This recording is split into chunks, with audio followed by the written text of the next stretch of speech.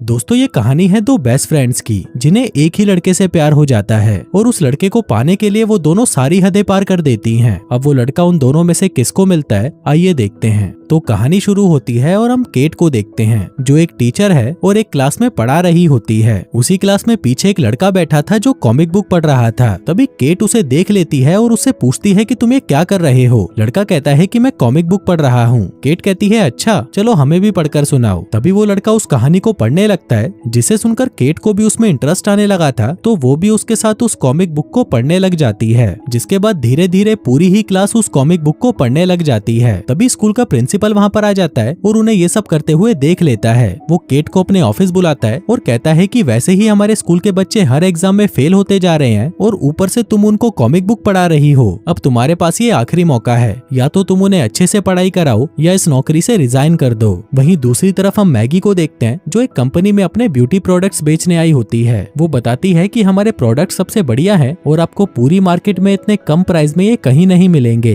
लेकिन जब कंपनी की सीईओ उन प्रोडक्ट्स का लेबल देखती है तब उसे पता चलता है कि ये प्रोडक्ट्स कोरिया से मंगवाए गए हैं। वो मैगी से कहती है कि तुमने मुझे झूठ क्यों बोला कि ये प्रोडक्ट्स तुम्हारी कंपनी ने खुद बनाए हैं। अब क्योंकि मुझे पता चल चुका है कि तुम इसे कहाँ से लेती हो तो इस कचरे को यहाँ से उठाओ और चलती बनो। अब ये सुनकर मैगी भी जोश में आ जाती है और वो उसे कहती है कि आप इनको इसलिए नहीं खरीद रहे क्योंकि ये कोरिया से बने हैं। चलो अच्छा ही हुआ, वैसे भी मैं तुम्हें ये बेचने नहीं वाली थी। जिसके बाद वो अपना सामान लेकर वहाँ से बाहर आ जाती है। लेकिन बाहर आते ही वो देखती है कि ट्रैफिक पुलिस वाले उसकी कार उठाकर अपने साथ ले जाते हैं। आगे जब केट अपने घर पर आती है तो वो मैगी को देखती है जो पूरी तरह पागल हो चुकी थी और बिना कपड़ों के ही घर में डांस कर रही थी। केट उसे पूछती है कि क्या हुआ, तुमने वो सामान बेच दिया। इस पर मैगी कहती है कि तुम्हें याद है मैंने तुम्हें कोरिया वाले सारे स्टिकर उतारने को कहा था। केट कहती है कि हाँ मैंने वो सारे स्टिकर्स उतार दिए थे। मैगी कहती है कि तुमने सारे नहीं उतारे, एक स्टिकर अभी भी उस पर लगा हुआ था और अब उस एक स्टिकर ने मुझे बर्बाद कर दिया। ऊपर से वो ट्रैफिक वाले मेरी कार भी उठाकर ले गए। फिर वो उससे पूछती है कि तू बता तेरा स्कूल कैसा रहा। जिस पर केट कहती है कि उस प्रिंसिपल ने मुझे स्कूल से निकाल दिया। अब उन दोनों की ही लाइफ के लगे हुए थे, इसलिए वो अपना स्ट्रेस दूर करने के लिए दारू पीती हैं और मूवी देखने लगती हैं। इसी दौरान मैगी उसे कहती है कि मैंने आज दिन में एक लड़के को बुलाया था इंटीमेट होने के लिए। इस पर केट कहती है कि तुम्हारा सही है, तुम्हें कोई ना कोई तो मिल ही जाता है, लेकिन तुम मेरा हाल देखो, यहाँ पर तो सब सूना पड़ा हुआ है। मैगी कहती है कि हाँ वो इसलिए क्योंकि तुम किसी को भी अपने करीब आने नहीं देती। अब मैगी की ये बात केट को बुरी लग जाती है और वो उठकर वहाँ से चली जाती है। फिर आधी रात को जब केट सो रही थी तभी मैगी उसके पास आती है और उसे उठाकर कहती है कि हमारा टाइम अभी सही नहीं चल रहा और जब तक हमारा टाइम सही नहीं हो जाता तब तक क्यों ना हम कहीं घूमने चले जाएं। केट कहती है कि ठीक है इस बारे में हम कल बात करेंगे। मैगी कहती है कि ये हुई ना बात, चलो जल्दी से पैकिंग कर लो, 3 घंटे बाद हमारी फ्लाइट है। केट कहती है कि नहीं यार मैं अभी कहीं नहीं जाने वाली। जिसके बाद अगले सीन में हम देखते हैं कि वो दोनों तैयार होकर एयरपोर्ट पहुंचती हैं। लेकिन वहां पहुंचते ही वो देखती हैं कि वहां पर चेक इन की बहुत लंबी लाइन लगी हुई थी। केट कहती है कि इस लाइन को देख, अब हमारी फ्लाइट पक्का मिस होगी और अब तो हमें पैसे भी वापस नहीं मिलेंगे। लेकिन तभी मैगी वहां पर एक सिक्योरिटी गार्ड को देखती है और उसके पास जाकर उसे लाइन देने लगती है। फिर वो उसके सामने अपना बैग खोलकर उसे अपनी कच्छियां दिखाती है, जिसको देखकर वो सिक्योरिटी गार्ड भी एक्साइटेड हो जाता है और उन दोनों को पहले अंदर जाने देता है। अब प्लेन के अंदर जाकर केट घबराने लगती है क्योंकि उसे ऊंचाई से डर लगता था, इसलिए वो नींद की गोलियां खा लेती है ताकि वो पूरे सफर में सोती रहे और उसे कुछ भी पता ना चले। फिर कुछ देर बाद वहाँ पर एक हैंडसम सा लड़का आता है जिसका नाम रायन होता है। अब रायन को देखकर वो दोनों लड़कियां उसकी दीवानी हो जाती हैं और उसके साथ इंटीमेट होने के बारे में सोचने लगती हैं। अब मैगी को इंटीमेट होने की ज्यादा जल्दी थी तो वो रायन से बातें करने लगती है और उससे पूछती है कि तुम कहाँ जा रहे हो। रायन कहता है कि मैं एक फ्रेंड की शादी में जा रहा हूँ। अब वो दोनों बातें करने लगते हैं, जिसको देखकर केट को उनसे जलन होने लगती है तो वो भी रायन से बातें करने लग जाती है। वो बताती है कि हमारा टाइम कुछ ठीक नहीं चल रहा था, इसलिए हम दोनों छुट्टियां बिताने ट्रिप पर जा रहे हैं। अब उस नींद की दवाई खाने की वजह से केट को नींद आने लगती है और वो सो जाती है। फिर कुछ देर बाद वहाँ पर एक फ्लाइट अटेंडेंट आता है और उन्हें बताता है कि फ्लोरिडा में तूफान आ गया है, इसलिए हमें यहीं पर लैंड करना होगा। आगे वो केट को उठाने की कोशिश करता है लेकिन नींद की दवाई की वजह से उसे होश नहीं आता। फिर कुछ देर बाद वो लैंड कर जाते हैं, पर क्योंकि तूफान थमने तक अगली फ्लाइट 2 दिनों के लिए डिले हो गई थी, इसलिए उन्हें 2 दिनों के लिए सेंट लुइस नाम के एक शहर में रुकना पड़ता है। जिसके बाद वो दोनों एयरपोर्ट से बाहर निकलकर एक होटल में रूम बुक कर लेती हैं। इसी दौरान मैगी टिंडर पर लड़के ढूंढ रही थी ताकि आज रात को वो किसी के साथ इंटीमेट हो सके। लेकिन तभी वहाँ पर वो रायन को देखती है जो कि उन्हीं के साथ उसी होटल में रुका हुआ था। मैगी उससे पूछती है कि तुम्हारे फ्रेंड की शादी का क्या हुआ। रायन कहता है कि अभी शादी 3-4 दिनों के बाद है, इसलिए मैं यहाँ पर बैचलर पार्टी एंजॉय कर रहा हूँ। आगे जाने से पहले वो उन दोनों से पूछता है कि क्या तुम दोनों मेरे साथ ड्रिंक पर चलना चाहो होगी, जिस पर वो दोनों ही उसे हाँ कर देती हैं। अब वो दोनों बहुत खुश थी कि इतने हैंडसम लड़के के साथ वो आज रात को ड्रिंक पर जा रही थी। तभी मैगी कहती है कि अगर हम दोनों में से कोई लड़की लकी रही तो वो आज रात को रायन के साथ इंटीमेट हो पाएगी। लेकिन तभी उसे याद आता है कि वो अपना बैग तो एयरपोर्ट पर ही छोड़ आई, इसलिए वो केट से पूछती है कि क्या तुम मुझे कोई ड्रेस दे सकती हो। केट कहती है कि मैं खुद एक ड्रेस लेकर आई हूँ और वो मैं तुम्हें नहीं दे सकती। अब ये सुनकर मैगी होटल के रिसेप्शनिस्ट अनुज के पास जाती है और उससे पूछती है कि यहाँ पर आसपास में कोई मॉल है क्या। अनुज कहता है कि हाँ, यहाँ से 30 मिनट की दूरी पर है, लेकिन मैगी को तो अभी पहनने के लिए कुछ चाहिए था।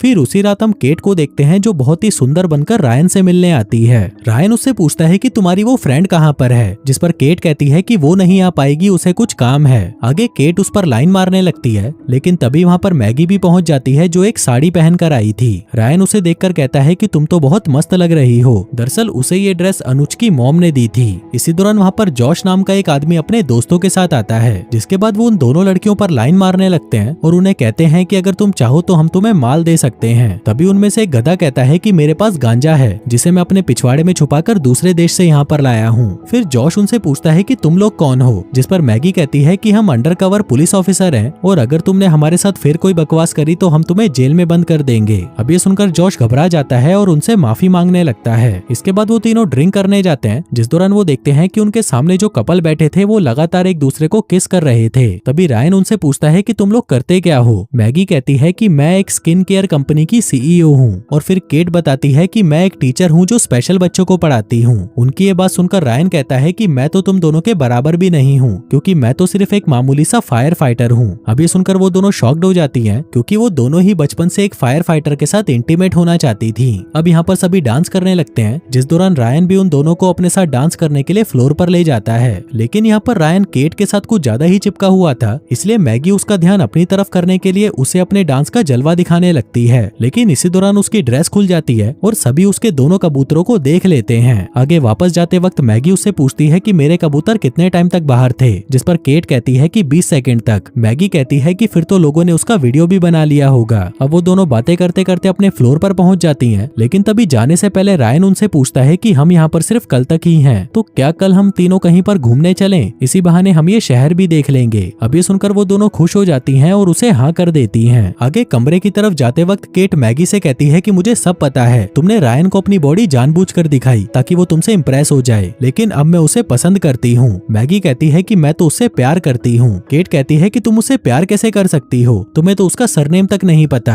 मैगी कहती है कि मुझे उसके साथ इंटीमेट होना है। केट कहती है कि नहीं, इस बार मैं उसके साथ इंटीमेट होंगी। फिर अगले दिन वो तीनों घूमने के लिए रेडी हो जाते हैं। यहाँ पर मैगी उसे कहती है कि हम हॉट एयर बलून पर चलेंगे, वहाँ से हम पूरा शहर देख सकते हैं। लेकिन ये सुनते ही केट घबरा जाती है, क्योंकि उसे ऊंचाई से बहुत डर लगता था। लेकिन वो मैगी को रायन के साथ अकेले जाने नहीं देना चाहती थी, इसलिए वो भी साथ चलने के लिए हाँ कर देती है। अब वो तीनों हॉट एयर बलून पर चढ़ जाते हैं, जहाँ पर उसका पायलट एक कानिया होता है, जिसको देखकर केट उससे पूछती है कि तुम्हें दिखता तो है ना। इस पर कानिया कहता है कि तुम चिंता मत करो, मेरी नजर चील की तरह तेज है। आगे जब वो थोड़ा ऊपर जाते हैं तो केट घबराने लगती है, कहती है कि बस ये इतना ही ठीक है। लेकिन तभी कानिया कहता है कि अभी तो हम 2000 फीट और ऊपर जाएंगे। अब केट पहले तो ठीक थी, लेकिन जैसे ही वो नीचे देखती है तो वो डर जाती है और चिल्लाने लगती है। वो कानिया से कहती है कि मुझे जल्दी से नीचे उतार। लेकिन तभी कानिया कहता है कि अभी तो हम बादलों तक पहुंचे भी नहीं। केट कहती है कि भाड़ में गए तेरे बादल, मुझे अभी नीचे उतार। जिसके बाद वो वहीं बैठकर रोने लगती है। तभी रायन उसे संभालने लगता है और कहता है कि तुम चिंता मत करो और मेरे साथ गाना गाओ। जिसके बाद वो दोनों साथ में गाना गाने लगते हैं। वहीं मैगी बोर हो रही थी और वो उन्हें कहती है कि तुम लोगों ने तो सारा मूड ही खराब कर दिया। फिर वो एक शैंपेन की बोतल उठाती है और कहती है कि चलो साथ में शैंपेन पीते हैं और व्यू एंजॉय करते हैं। लेकिन रायन उसे मना कर देता है और कहता है कि हमारे लिए अभी शैंपेन पीना ठीक नहीं होगा, क्योंकि केट की हालत अभी सही नहीं है। लेकिन मैगी को वो शैंपेन पीनी ही थी, इसलिए वो उस बोतल को खोलने लगती है। लेकिन तभी उसकी कैप जाकर सीधा कानिये की दूसरी आंख पर लगती है और वो अंधा हो जाता है। अब ये देखकर केट और भी घबरा जाती है और जोर जोर से चिल्लाने लगती है, कहती है कि हम सब मरने वाले हैं। लेकिन तभी कानिया कहता है कि कोई नहीं मरेगा, बस हमें इस बैलून को सेफ लैंड कराना होगा। क्या तुम में से कोई इसे उड़ाना जानता है? वहीं नीचे हम देखते हैं कि एक बच्चे की बर्थडे पार्टी चल रही थी। अब वो बच्चा अपना केक काटने ही वाला था, पर तभी वो तीनों वहाँ पर अपने बैलून को लैंड करवा देते हैं। आगे वो तीनों वापस अपने होटल आ जाते हैं, जहाँ पर अनुज मैगी को बताता है कि एयरपोर्ट से तुम्हारा लगेज वापस आ चुका है। फिर जाने से पहले रायन उन्हें कहता है कि मैं पूल की तरफ जा रहा हूँ, जिस पर वो दोनों भी उसके साथ चलने को तैयार हो जाती हैं। अब केट स्विमिंग कॉस्ट्यूम पहनकर तैयार तैयार हो रही होती है, पर तभी वहाँ पर मैगी आती है जिसने एक बहुत ही अट्रैक्टिव ड्रेस पहनी हुई थी, जो देखकर केट को लगता है कि अब तो रायन इसे ही देखेगा, इसलिए वो एक कैंची लेकर अपनी ड्रेस को काट लेती है और उसे छोटी बना देती है। फिर कुछ देर बाद जब वो बाहर आती है तो हम देखते हैं कि उसने अपनी ड्रेस को बहुत ही रिवीलिंग बना दिया था ताकि रायन उसे ही देखे। अब ये देखकर मैगी को उससे जलन होने लगती है, इसलिए वो रायन के पास आती है और उसे कहती है कि मैं पानी के अंदर बहुत अच्छी डाइव कर सकती हूँ, जिस पर केट कहती है कि मैं तो तुमसे भी अच्छी कर सकती हूँ। तभी रायन कहता है कि चलो तुम दोनों ही करके दिखाओ, फिर पता चलेगा तुम दोनों में से कौन अच्छा कर सकता है। अब वो दोनों रायन की बात मान जाती हैं और उसे अपनी अपनी डाइविंग स्किल्स दिखाने लगती हैं। अब केट उससे अच्छा कर रही थी, जिस पर मैगी को गुस्सा आ जाता है और वो कहती है कि अब मैं तुम्हें कुछ ऐसा दिखाऊंगी जो तुमने आज से पहले कभी नहीं देखा होगा। तभी केट कहती है कि तुम पागल हो क्या, ये बहुत ही डेंजरस है। लेकिन मैगी उसकी बात नहीं सुनती और सीधा पानी में कूद जाती है। लेकिन फिर वो जैसे ही पानी में छलांग लगाती है तभी पानी उसकी आंख पर जोर से लगता है और उसे वहाँ पर चोट लग जाती है। फिर अगले दिन जब वो दोनों ब्रेकफास्ट कर रही थी तो वो देखती हैं कि रायन अपना सामान लेकर वहाँ से जा रहा था। वो दोनों उसके पीछे आती हैं और उससे पूछती हैं कि तुम कहाँ पर जा रहे हो। रायन कहता है कि मैं जॉश के साथ कैरोलाइना जा रहा हूँ ताकि मैं शादी में टाइम पर पहुँच सकूँ।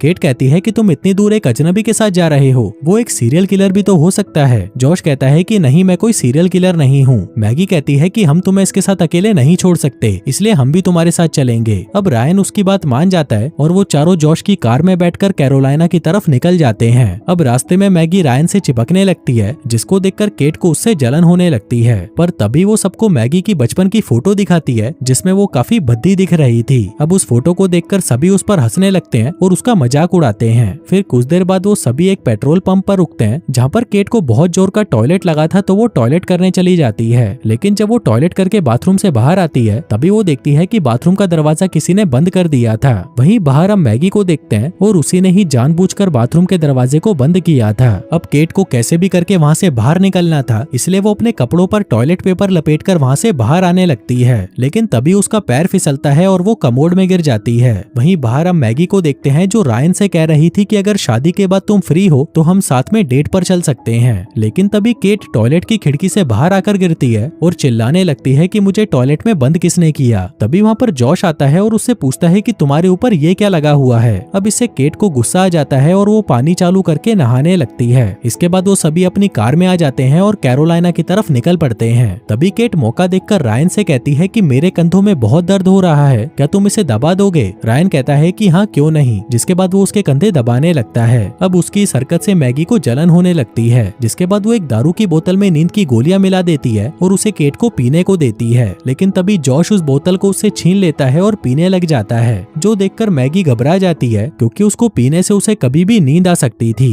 वो जॉश से कहती है कि क्या मैं तुम्हारी गाड़ी चला सकती हूँ, क्योंकि तुम बहुत देर से चला रहे हो तो थक गए होगे। लेकिन जॉश उसे मना कर देता है और कहता है कि मेरी गाड़ी सिर्फ मैं ही चलाऊंगा। फिर रात को जब सभी सो जाते हैं तब जॉश को भी नींद आने लगती है और वो अपनी कार को एक साइन बोर्ड पर ठोक देता है, जिससे वो सभी घबरा जाते हैं और उन्हें आज रात को एक होटल में रुकना पड़ता है। अब क्योंकि केट मैगी से गुस्सा थी तो वो सोने के लिए अलग रूम लेती है। फिर कुछ देर बाद जब केटी कुछ सामान लेने के लिए बाहर आती है तभी उसके पास रायन आता है और उसे कहता है कि मैं तुम्हारे साथ इंटीमेट होना चाहता हूँ। अब ये सुनकर केट खुश हो जाती है, जिसके बाद वो दोनों रूम में जाकर इंटीमेट होने लगते हैं। उधर दूसरी तरफ हम मैगी को देखते हैं जो जॉश के साथ बैठकर बातें कर रही थी। लेकिन तभी जॉश को लगता है कि शायद मैगी उसकी बातों से बोर हो गई है, इसलिए वो वहाँ से उठकर चला जाता है। फिर अगली सुबह जब केट ब्रेकफास्ट कर रही थी तभी मैगी वहाँ पर आती है और उसे कहती है कि अब हमें ये लड़ाई बंद कर देनी चाहिए। तुम मेरी जिंदगी की सबसे इम्पोर्टेंट लड़की हो और मैं इसे किसी लड़के के लिए खोना नहीं चाहती। लेकिन तभी वहाँ पर जॉश आता है और उनसे कहता है कि रायन जा चुका है और जाते जाते वो मेरी कार भी चुरा ले गया। तभी केटी मैगी से लड़ने लगती है और उसे कहती है कि तू रात को उसके साथ सोई थी।